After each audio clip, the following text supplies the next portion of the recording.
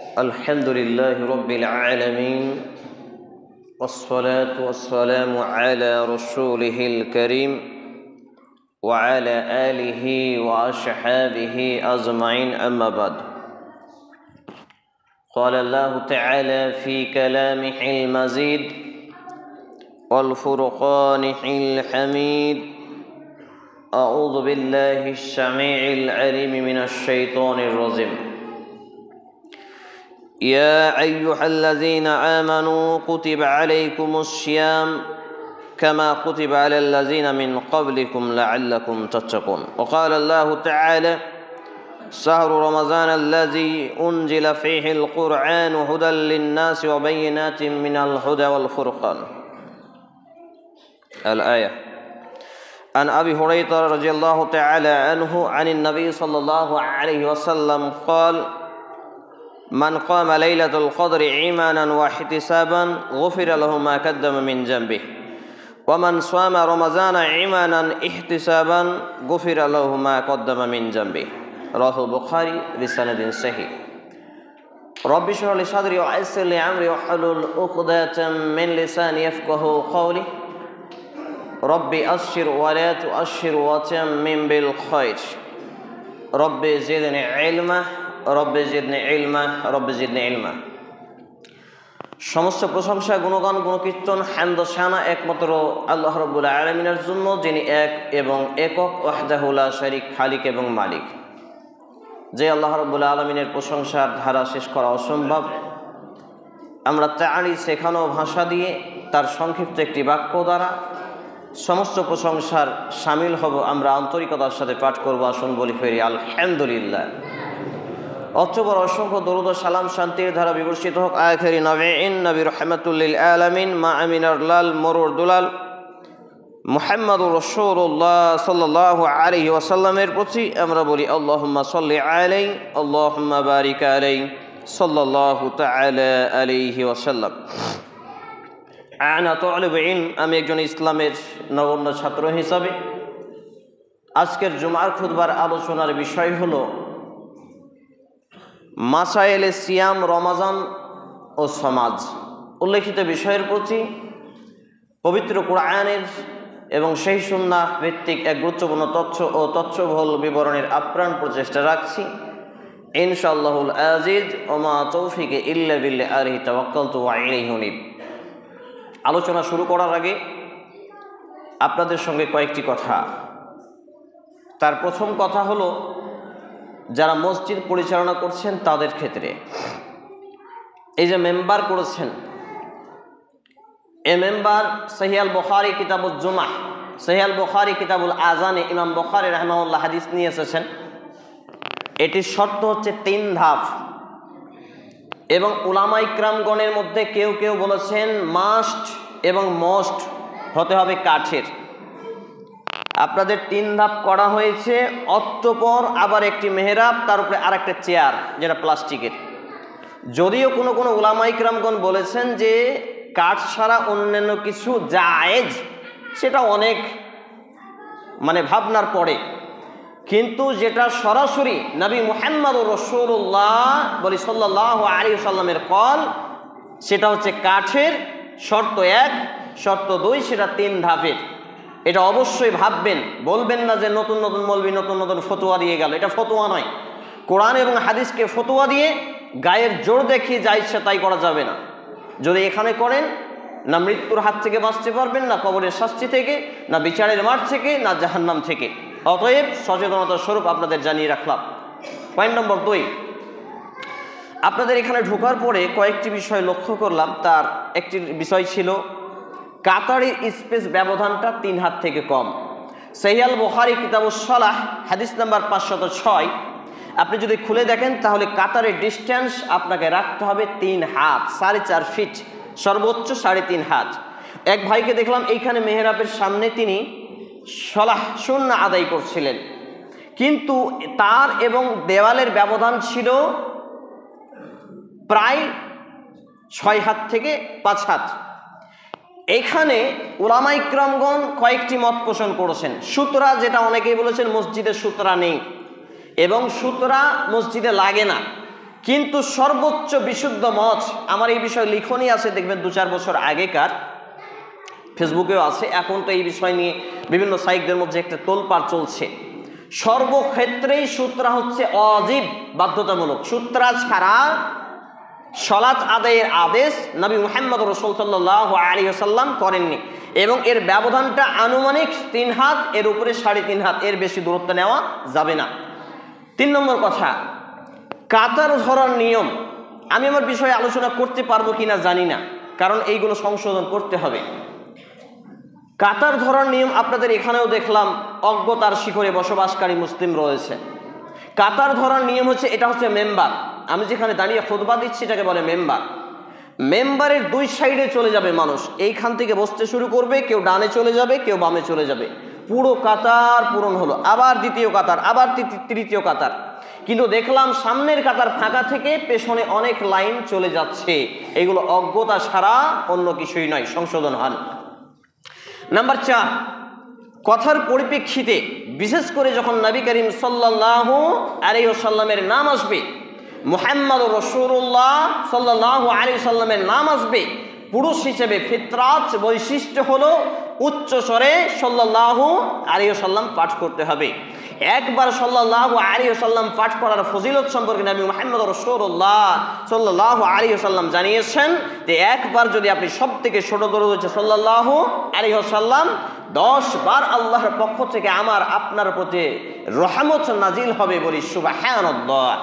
পাশাপাশি 10টি গুনাহ খাতাকে আল্লাহ রাব্বুল আলামিন মোচন করে দেবেন, বলি সুবহানাল্লাহ। পাশাপাশি আমাদের 10টি মর্যাদা আল্লাহ রাব্বুল আলামিনের কাছে বৃদ্ধি করা হবে, বলি সুবহানাল্লাহি ওয়া বিহামদিহি সুবহানাল্লাহিল আযীম। এবং কথার পরিপ্রেক্ষিতে, খুতবা চলার পরিপ্রেক্ষিতে সুবহানাল্লাহ, আলহামদুলিল্লাহ, আল্লাহু আকবার এই শব্দগুলো তাল মিলিয়ে বলতে হবে। আরেকটি যেটা সমস্যা, যে এই যে এটা একটু বেশি হাইট হয়ে গেছে, করা যায় কিন্তু এটা বেশি হাইট হয়ে গেছে, এত হাইট করে আকর্ষণ কমে যাবে। কেন? খতিব এবং মুসল্লি এর দেখা এবং শোনার মাঝে একটা অ্যাট্রাকশন থাকে, আকর্ষণ থাকে। এই আকর্ষণটা যদি বজায় না থাকে জুমার খুতবায়, মানুষ এসে ঘুমাবে, ঝিমাবে, এবং খুতবায় খতিব কি বললো এটা ব্রেনটে ঢুকবে না। অতএব এটা একটু হয় নিচু করার চেষ্টা করবেন, না হলে মেম্বারটা টোটাল 3 ধাপে একটু উঁচু করার চেষ্টা করবেন কোনো একটা। এবারে চলে আসি আমি আমার মূল আলোচনার দিকে। যেসব ভাইরা হাঁটু গেড়ে বসে আছেন, হেলান দিয়ে আছেন, হেলান ছেড়ে দেবেন, হেলান ছেড়ে দেন। একান্তই অসুস্থতা থাকলে ভিন্ন কথা, হাঁটু গেড়ে বসবেন না, হেলান দিয়ে বসবেন না। মাসায়েলে সিয়াম, রমাজান ও সমাজ, তো সমাজের মোটামুটি একটা চিত্র আমরা পেয়ে গেলাম। এবারে চলে আসবো আমরা মাসায়েলে সিয়াম ও রমাজান নিয়ে। প্রসিদ্ধ আয়াত, দ্বিতীয় খুতবার পরে প্রথম দফা যেটি আমি আপনাদের সামনে পাঠ করেছি, এটি কুরআনুল কারীমের সূরা আল বাকারা 2 নম্বর সূরা 2ম পারা 27 নম্বর পৃষ্ঠা আয়াত নম্বর 183-তে বর্ণিত হয়েছে। আল্লাহ রাব্বুল আলামিন বলছেন, ইয়া আইয়ুহাল্লাযীনা আমানু কুতিবা আলাইকুমুস সিয়াম কামা কুতিবা আলাল্লাযীনা মিন ক্বাবলিকুম লাআল্লাকুম তাত্তাকুন। খুব মনোযোগ দিবেন। হে ঈমানওয়ালারা, হাঁটু ছেড়ে দেন, মুরব্বি হাঁটু ছেড়ে দেন। হাঁটু গেড়ে বসা জুমার দিনের আদব, রুলস অফ ল এর খিলাফ। হেলান দিয়ে বসা জুমার দিনের আদবের খিলাফ, এটা কাজ করা যাবে না। তো আল্লাহ রাব্বুল আলামিন বলছেন, ইয়া আইয়ুহাল্লাযীনা আমানু, হে ঈমানওয়ালারা, ইয়া আইয়ুহাল্লাযীনা আমানু কুতিবা আলাইকুমুস সিয়াম কামা কুতিবা আলাল্লাযীনা মিন ক্বাবলিকুম লাআল্লাকুম তাত্তাকুন। ইয়া আইয়ুহান নাস বলা হলো না, ইয়া আইয়ুহাল মুমিনুন বলা হলো না, ইয়া আইয়ুহাল কাফিরুন বলা হলো না, অর্থাৎ ইয়া আইয়ুহাল্লাযীনা আমানু, ঈমানওয়ালা বলা হলো। আমাদের অধিকাংশ উলামায়ে কিরাম ঈমানওয়ালাদেরকে মুমিন বানিয়ে ফেলে। আমি বিগত 22 বছর ধরে স্টাডিজ করে যেটুকু পেয়েছি, ঈমানদার এবং মুমিন দুটি ভিন্ন বিষয় এবং আলাদা সব টপিক। ঈমানওয়ালা তারা যারা বলে আশহাদু আল্লা ইলাহা ইল্লাল্লাহ ওয়া আন্না মুহাম্মাদুর রাসূলুল্লাহ, আমি সাক্ষ্য দিচ্ছি আল্লাহ ছাড়া সত্য কোনো ইলাহ উপাস্য নেই, আর নবী মুহাম্মাদুর রাসূলুল্লাহ বলি সাল্লাল্লাহু আলাইহি সাল্লাম হলেন আল্লাহর প্রিয় বান্দা, নবী এবং রাসূল। এরা হলো ঈমানওয়ালা। কিন্তু মুমিন কারা? মুমিন হলো তারা, সূরা আল মুমিনুন 1 থেকে 5টি আয়াত পড়ুন। কদ আফলাহাল মুমিনুন, মুমিনরা সফল হয়ে গেছে।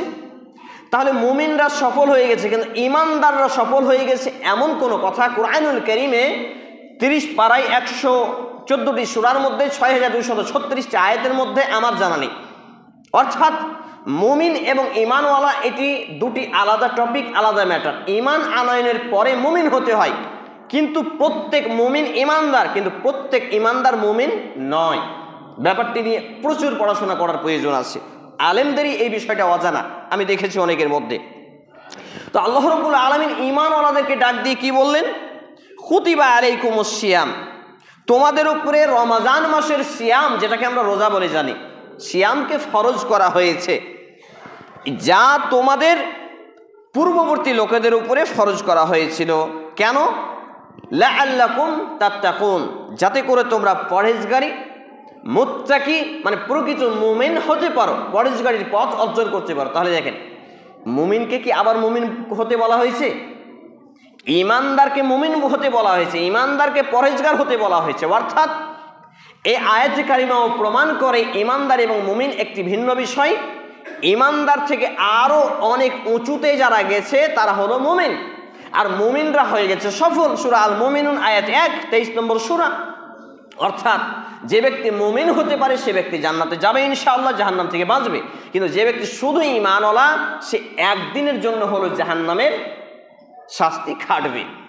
তাহলে আল্লাহ রাব্বুল আলামিন পরহেজগারী মুত্তাকির পথ অর্জন করার জন্য এ রমজান মাসের সিয়ামকে পূর্ণ মাস প্রত্যেকটা ঈমানওয়ালাকে, যারা আল্লাহকে এক বলে স্বীকারোক্তি দিয়েছে, নবী মুহাম্মদুর রাসূলুল্লাহ সাল্লাল্লাহু আলাইহি সাল্লামকে নবী রাসূল বলে মানে, এবং ঈমানের যে 6টি রুকুন আছে এর প্রতি ঈমান আনয়ন করেছে, বিশ্বাস স্থাপন করেছে, পুঙ্খানুপুঙ্খানুভাবে মান্যতা করে, এদেরকে ডাক দিয়ে আল্লাহ রাব্বুল আলামিন কি বললেন?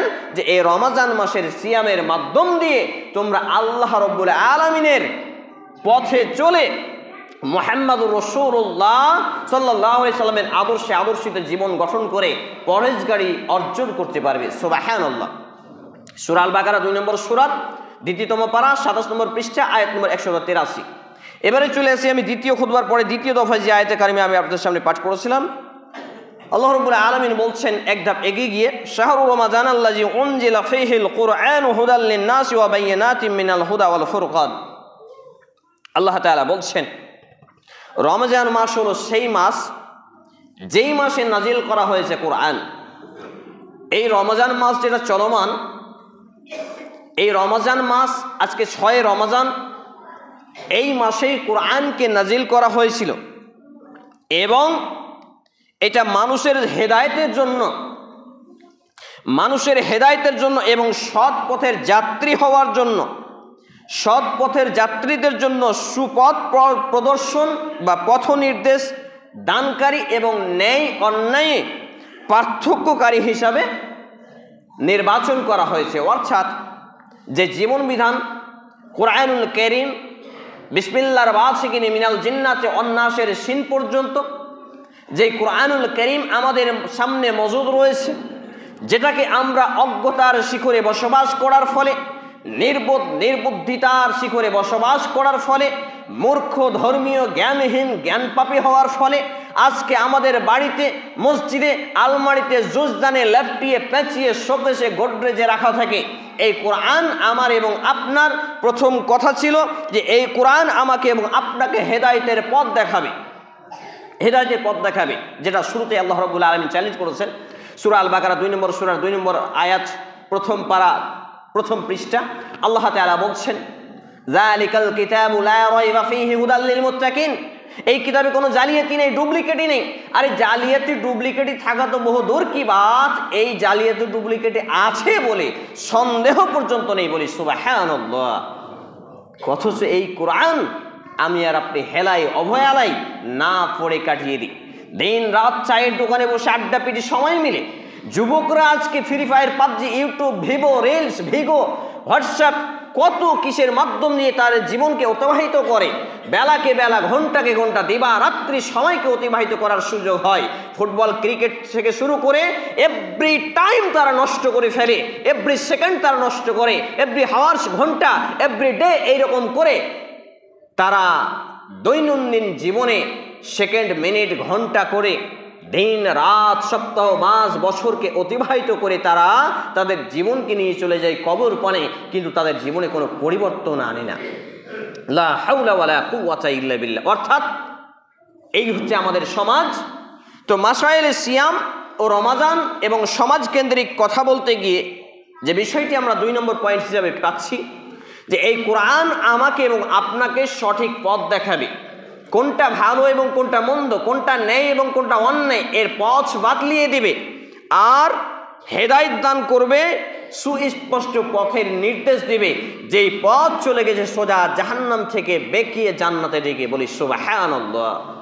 আমরা জান্নাত পেতে চাই সবাই, কিন্তু জান্নাতের কর্ম করতে চাই না। এই যে রমজান মাস চলমান, এই রমজান মাসে কি পাপের মাত্রা কমেছে আমাদের সমাজে? এই রমজান মাসে কি অন্যায় অপকর্ম কমেছে আমাদের মাঝে? এই রমজান মাসে কি আমরা আল্লাহর ইবাদতে মশগুল হতে পেরেছি? এই রমজান মাসে কি আমরা আল্লাহ প্রদত্ত বিধান নিয়ে জীবনযাপন করতে পেরেছি? এই রমজান মাসেও কি এই কোরআনকে আমরা একটা সূরা হলেও প্রত্যেক দিন পড়তে পেরেছি? এর থেকে হতভাগ্য, এর থেকে ধ্বংসশীল জাতি আর কে হতে পারে, যার কাছে এমন এক গ্রন্থ রয়েছে যেই গ্রন্থ দিয়ে সে বিশ্ব জয় করতে পারে, বিশ্ব শাসন করতে পারে, বিশ্বের মানুষকে শান্তি দিতে পারে, যেই জীবন এই পার্থিব জীবন থেকে ইহকালীন শান্তি এবং পরকালীন জীবনে পরকালীন মুক্তি লাভে ধন্য হতে পারে। এই নামধারী মুসলমানরা আজকে নিজেদের জীবনকে কোন পথে ঠেলে দিচ্ছে আমাদের বিবেচনা করার প্রয়োজন নেই? অবশ্যই প্রয়োজন রয়েছে। আরে অন্যান্য জায়গায়, বিশেষ করে সৌদি আরবের মতো জায়গায় যখন রমজান মাস আসে দ্রব্যমূল্য কমে যায়, আমাদের এলাকায় দ্রব্যমূল্য বেড়ে যায়। কেন? আমরা রমজান মাসে পেটুক হয়ে যাই। আজকে আপনাদের মসজিদে 415 নম্বর মসজিদে খুতবা, ইল্লা মাশাআল্লাহ ফালিল্লাহিল হামদ, 414টি মসজিদে ইতিপূর্বে খুতবা প্রদান করেছি। রমজান মাসে প্রায় একটি মাসালা মানুষের সামনে বলে এসেছি যে রমজান মাসে পানি আর খেজুর থাকলেই আপনার যথেষ্ট। খেজুর খাওয়া সুন্নাহ, পানি না হলে জীবন বাঁচবে না। কিন্তু এই তরমুজ, শসা, লেবু, 12 ফ্যাতাঙ্গের আইটেম দিয়ে আপনার ইফতারি করতে হয়। আপনাকে বুঝতে হবে যে রমজান আপনার মূল্যায়ন হচ্ছে না, রমজান নিয়ে আপনি ভণ্ডামি করছেন, রমজানে আপনি পেটুক সেজে বসে আছেন, আপনি ভুঁড়ি ভোজে ব্যস্ত আছেন। এই রমজানে নবী মুহাম্মদ রাসূলুল্লাহ সাল্লাল্লাহু আলাইহি সাল্লাম দান সাদকায় এত অংশ নিতেন যে ঝঞ্ঝা বায়ুর থেকে গতি তার বেশি ছিল। আল্লাহু আকবার, সুবহানাল্লাহ। আপনার দরজায় একটা মিসকিন ফকির এলে পকেটে যদি 10 টাকা নোটটা বেরিয়ে আসে, আবার ওইটা ভরে 2 টাকা কয়েন খুঁজেন কোথায় আছে, পকেটের কোন কোনায় লুকিয়ে আছে। তাহলে আপনি আপনার ঈমানকে একবার প্রশ্নবিদ্ধ করুন যে আমার ঈমানটা আসলে কি কোরআন এবং সুন্নাহ মোতাবেক হয়েছে, নবী মুহাম্মদুর রাসূলুল্লাহ সাল্লাল্লাহু আলাইহি সাল্লামের আদর্শে আদর্শিত হয়েছে, নাকি খাও দাও মাস্তি করো, টাকা পয়সা কামাই করো, দুনিয়াটা মস্ত বড়, এই নাস্তিকবাদী স্লোগান নিয়ে আমি আর আপনি জীবন কাটাচ্ছি। একটু আমাদের এখানে কমন সেন্সটাকে জাগ্রত করতে হবে। এবারে চলে আসি যে রমজানের ফজিলত খুবই রয়েছে, কিন্তু এই রমজানের ফজিলত আমরা অর্জন করতে পারি না, যদিও আমরা দিনে সিয়াম এবং রাতে কিয়ামের দাবিদার। একটি কথা বলেই ফেলি, আপনাদের এখানে নির্ধারিত খুতবার কথা আমাকে আপনাদের ইমাম সাহেব ভাইজান বলেছেন। একটি কথা প্রায় শতাধিক মসজিদে আমি বলেছি, চ্যালেঞ্জ সহ রেকর্ডিং হয়েছে, অনলাইনেও গেছে, যে আধা ঘন্টা বা 30 মিনিটে খুতবা শেষ করতে হবে এমন কোনো কোরআনের আয়াত, এমন কোনো তাফসির, এমন কোনো ব্যাখ্যা, এমন কোনো হাদিস আমার সামনে পেশ করবেন, আমি মাথা নত করে মেনে নেব। খুতবা শুরু হওয়ার টাইম মানুষ জানবে, শেষ হওয়ার টাইম কেন মানুষ জানবে? আমার প্রশ্ন আসে না। 30 মিনিটেই খুতবা শেষ করতে হবে। একটা বিষয় আছে, বিষয় ক্লিয়ার করব, 2 মিনিট আগেও হতে পারে, 5 মিনিট পরেও হতে পারে, কোনো কিছু বলার অপশন নেই আপনার। নইলে চ্যালেঞ্জ করছি, প্রমাণ করবেন যে आधा घंटा खुतबा का मौजू छोटा होना चाहिए, लेकिन छोटा का मतलब ये नहीं जो आधा घंटा में खत्म किया जाए। অতএব খুতবার টাইম দেখবেন না, টাইম দেখে লাভ হবে না। আমি প্রত্যেকটা মসজিদে একই নিয়মে চলি, আমার গতিতে।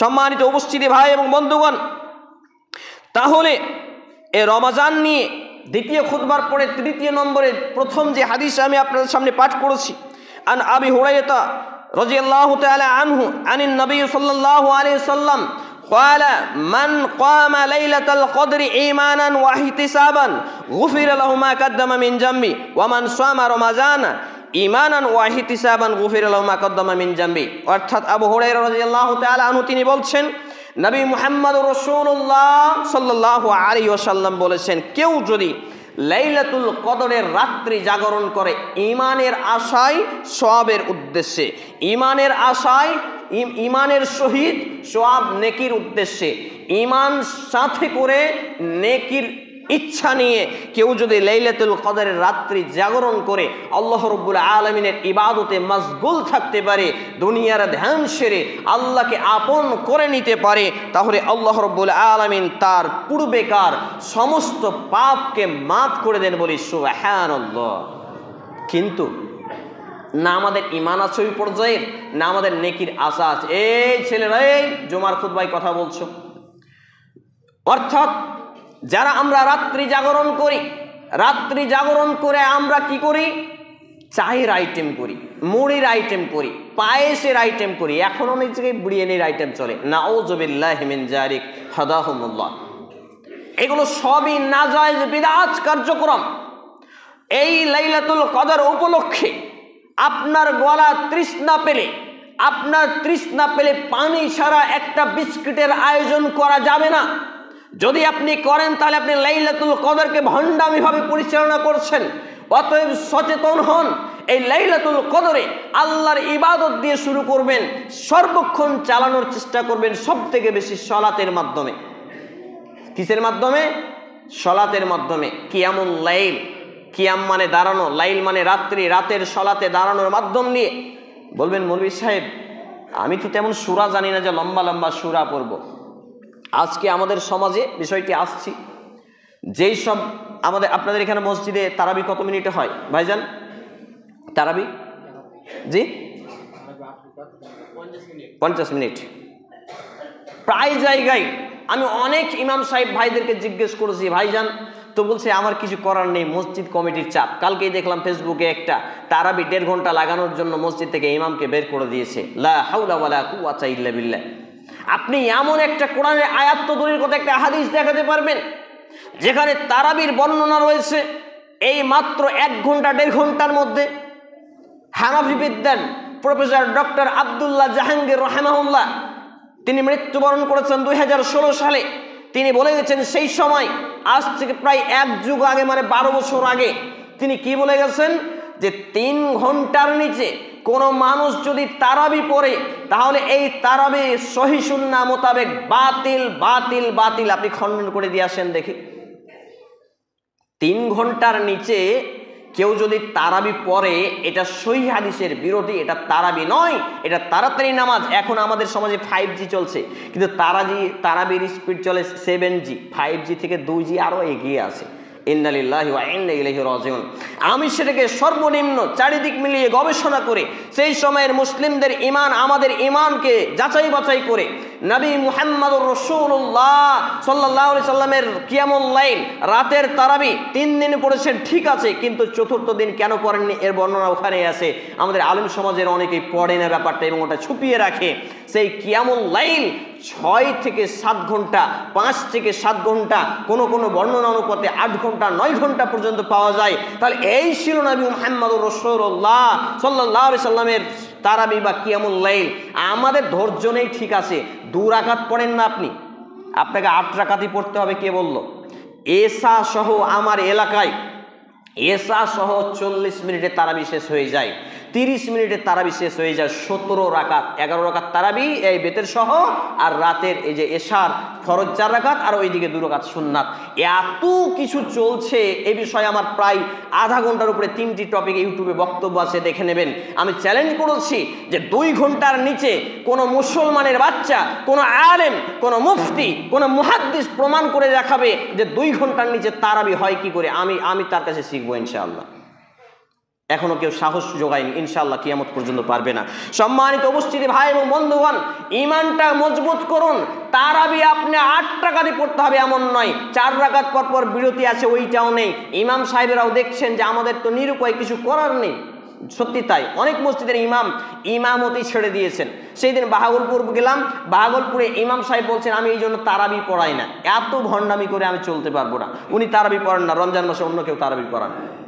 সম্মানিত উপস্থিতি ভাই এবং বন্ধুগণ, তাহলে ঈমানের সহিত নেকির আশায় লাইলাতুল কদর জাগরণের পরে আল্লাহ রাসূল সাল্লাল্লাহু আলাইহি সাল্লাম তারপর বলছেন, ওয়ামান সামা রমাজানা ঈমানান ওয়া ইহতিসাবান গুফিরা লাহু মা কাদ্দামা মিন জামবি। আর যে ব্যক্তি ঈমানের সাথে নেকির আশা নিয়ে, সওয়াবের উদ্দেশ্য নিয়ে রমজান মাসের পূর্ণ সিয়াম তথা রোজা পালন করে, তার জীবনের সমস্ত গুনাহ খাতাকে আল্লাহ রাব্বুল আলামিন মাফ করে দেন, মিটিয়ে দেন। বলি সুবহানাল্লাহ। হাদিস বর্ণিত হয়েছে কিতাবুস সাওম, সিয়াম বা রোজা অধ্যায় 30 নম্বর অধ্যায়, এটি হাদিস নম্বর 1901 এবং 35। আধুনিক প্রকাশনী বুখারী হাদিস নম্বর 1766, ইসলামিক ফাউন্ডেশন বুখারী হাদিস নম্বর 1777 ক্রমিক নম্বরে। অর্থাৎ আল্লাহর রাসূল সাল্লাল্লাহু আলাইহি সাল্লাম এখানে আমাকে এবং আপনাকে যে বিষয়টি জানিয়েছেন, ঈমানের সাথে নিয়ে, ঈমানের সহিত আমাকে এবং আপনাকে রমজানের সিয়াম রাখতে হবে আর নেকির উদ্দেশ্যে। কিন্তু আমরা অনেক যুবক ভাইরা রোজা রাখে কি জন্য বলেন তো? রোজা যদি না রাখি তো খেতে তো পাবো না, বাড়িতে রান্না করবে না। আমি জিজ্ঞেস করেছি অনেকেই বলে যদি রোজা না রাখি তাহলে শ্বশুর শাশুড়ি কি বলবে, অনেকেই বলে অমুক কি বলবে, তুমুক কি বলবে। তাহলে এইগুলো নিয়ে কোনো সওয়াব, কোনো নেকি আমার এবং আপনার হবে না। অতএব নিয়তটাকে পরিশুদ্ধ করুন, কারণ ইন্নামাল আমালু বিন্নিয়াহ, প্রত্যেকটা ভালো কাজের ফলাফল, প্রত্যেকটা নেকির রেজাল্ট আসবে আপনার নিয়তের উপরে। লাস্টে এই হাদিসটি বলে আলোচনা গুটিয়ে ফেলবো। সেটা হচ্ছে عن أبي هريرة رضي الله تعالى عنه قال سمعت رسول الله صلى الله عليه وسلم يقوم لي رمضان من قام إيمانا واحتسابا غفر له ما قدم من ذنبه। কেউ যদি ঈমানের আশা নিয়ে, ঈমানের সাথে, ঈমানকে সঙ্গে নিয়ে নেকির আশায় রমজানের রাতের কিয়াম, রমজানের রাতের কিয়াম অর্থাৎ যে তারাবি, কিয়ামুল লাইল যদি কেউ ঈমানের সাথে নেকির আশায় আদায় করে, তাহলে আল্লাহ রাব্বুল আলামিন তার পূর্ববর্তী সমস্ত গুনাহ খাতাকে, পাপগুলোকে মাফ করে দেবে। বলি সুবহানাল্লাহ। হাদিস বর্ণিত হয়েছে কিতাব আত-তারাবি অধ্যায়ের, এটি হচ্ছে 31 নম্বর অধ্যায়, হাদিস নম্বর 2008 এবং 35 রয়েছে হাদিসটি। আধুনিক প্রকাশনী বুখারী হাদিস নম্বর 1867, ইসলামিক ফাউন্ডেশন বুখারী 1879 ক্রমিক নম্বরে। অর্থাৎ যে বিষয়টি আমরা বুঝতে পারলাম যে তারাবি নেকির আশা নিয়ে হতে হবে আর তারাবি ঈমানের সহিত হতে হবে, রমজানের সিয়াম নেকির আশাই হতে হবে আর ঈমান নিয়ে হতে হবে, লাইলাতুল কদর নেকির আশাই নিয়ে হতে হবে আর ঈমানের সাথে হতে হবে। কিন্তু না আমাদের সেই রকম ঈমান রয়েছে, না আমাদের নেকির উদ্দেশ্য রয়েছে। প্রত্যেকটা ক্ষেত্রে আমরা যা করি আমাদের এমন কর্মকাণ্ড, কারণ নবী মুহাম্মদ রাসূল সাল্লাল্লাহু আলাইহি ওয়াসাল্লাম বলছেন, যে ব্যক্তি সিয়াম থাকলো অথচ মিথ্যা কথা বলা ছাড়তে পারলো না, আরও যত রকম অশালীন কাজ, কথাবার্তা ছাড়তে পারলো না, এই ব্যক্তির পানাহার আল্লাহ রাব্বুল আলামিনের কোনো প্রয়োজন নেই। বলি নাউযুবিল্লাহি মিন যালিক। অসংখ্য মাসলা মাসাইল আছে যেগুলো আমার ইউটিউবে দীর্ঘায়িতভাবে আলোচনা করা আছে, পার্ট বাই পার্ট, রমজানের মাসাইল নামে, এবং বিভিন্ন প্রায় বিষয় নিয়ে কম বেশি আলোচনা আছে, প্রায় 1000টারও বেশি বক্তব্য আছে। আপনারা দেখতে পারবেন, উপকৃত হবেন ইনশাআল্লাহ তাআলা। এখান থেকে যে মেসেজটি আমি আপনাদেরকে দিতে চাই, যে আমাদের সমাজ এমন একটা অবস্থায় চলে গেছে, এই যে এত বড় মসজিদ নির্মাণ হয়েছে, এটা গর্বের আনন্দের বিষয় নয়। এই মসজিদে কতজন ফজরে মুসল্লি আছে 11 মাসে, ওইটা দেখার বিষয়। এখন তো রমজানে মোটামুটি হয়ে যায়। নাম্বার 2, এই মসজিদে মার্বেল টাইলস, এসি লাগানো, এটা সফলতা নয়। এই মসজিদে কোরআন এবং হাদিসের শিক্ষা ব্যবস্থা কতটা ডেভেলপ করা হয়েছে, এটা হচ্ছে বিষয়। নাম্বার 3, এই মসজিদে আরও চাকচিক্যময় আপনার মার্বেল টাইলস আর কার্পেট আর ইটা সেটা বিছানো, এমনটি, এটা সফলতা নয়। এই মসজিদে ইমামকে কতটা সম্মান করতে পারেন, ইমানের কতটা মূল্যায়ন রয়েছে, ইমানের তাকে হাদিয়া, তার যে মান্তলি বেতন উপযুক্তভাবে কতটা দিতে পারছেন, এটাই হচ্ছে বিষয়। কিন্তু আমরা সব জায়গায় অজ্ঞতার শিকরে বসবাস করছি, যার ফলে আমরা কোরআন এবং সুন্নাহর জ্ঞান না থাকার ফলে আমরা যা ইচ্ছা তাই ভাবে চলছি। অতএব আমাদেরকে সংশোধন হয়ে আসতে হবে। এই রমজান মাসে কোরআন শিক্ষার ব্যবস্থা করতে হবে যারা জানে না, আর যারা জানে তাদেরকে কোরআন বেশি বেশি পড়তে হবে, ইসলামী সাহিত্যগুলো চর্চা করতে হবে, ইসলামী সাহিত্য কিনতে হবে, পড়তে হবে, দান সাদকার হাত লম্বা করতে হবে, এটা সেটা করে আমাদের প্রত্যেকটা বিষয়ে এগিয়ে আসতে হবে। সময় পেরিয়ে গেছে। সম্মানিত উপস্থিতি ভাই এবং বন্ধুগণ, আমি এখানে আপনাদেরকে শেষ যে মেসেজ দিচ্ছি, যে আসুন আমরা পবিত্র কোরআন এবং সেই সুন্নাহর আলোকে আমাদের বাকি জীবনকে গঠন করি। আল্লাহ রাব্বুল আলামিন আগে আমাকে, তারপর উপস্থিত ভাই এবং বন্ধুগণকে, বাবা জীবনকে সেই পথে চলার, সেই পথের যাত্রী হওয়ার তৌফিক নসিব করুন। আমরা বলি আল্লাহুম্মা আমিন। হে আল্লাহ রাব্বুল আলামিন, আমরা যারা অসুস্থ, আমাদের পূর্ণাঙ্গ সেফাই কামিল আজিলা দিন, আমরা বলি আল্লাহুম্মা আমিন। হে আল্লাহ রাব্বুল আলামিন, আমরা যারা অভাবী, আমাদেরকে অভাব মুক্ত হালাল রুজি রোজগার দিয়ে যে রুজি রোজগারে বারাকা নসিব করুন, আমরা বলি আল্লাহুম্মা আমিন। হে আল্লাহ রাব্বুল আলামিন, আমরা যারা এখানে উপস্থিত হয়েছি আমাদের প্রত্যেকের ঈমানের দৃঢ়তাকে, ঈমানের জজবাকে বাড়িয়ে দিন, আমরা বলি আল্লাহুম্মা আমিন। হে আল্লাহ রাব্বুল আলামিন, আমাদের এখানে উপস্থিত হওয়ার ওসিলায় আমাদের প্রত্যেকটা নেক আমলকে কবুল করুন, আমাদের পাপগুলোকে মাফ করে দিন, আমরা বলি আল্লাহুম্মা আমিন।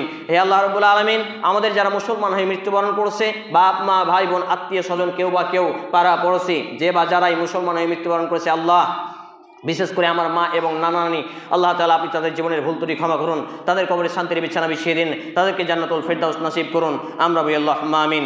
এ দাবি, এ দোয়া, এ দরখাস্ত মহান আল্লাহ সুবহানাহু ওয়া তাআলার সামনে রেখে আমরা আমাদের আলোচনা এখানেই টানছি।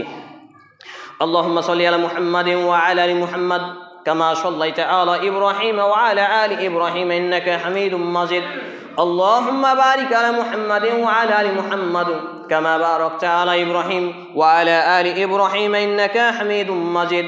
সুবহানা রাব্বিকা রাব্বিল ইজ্জাতি আম্মা ইয়াসিফুন ওয়া সালামুন আলাল মুরসালিন ওয়া আখিরু দাওয়ানা আলহামদুলিল্লাহি রাব্বিল আলামিন। আসসালামু আলাইকুম ওয়া রাহমাতুল্লাহ।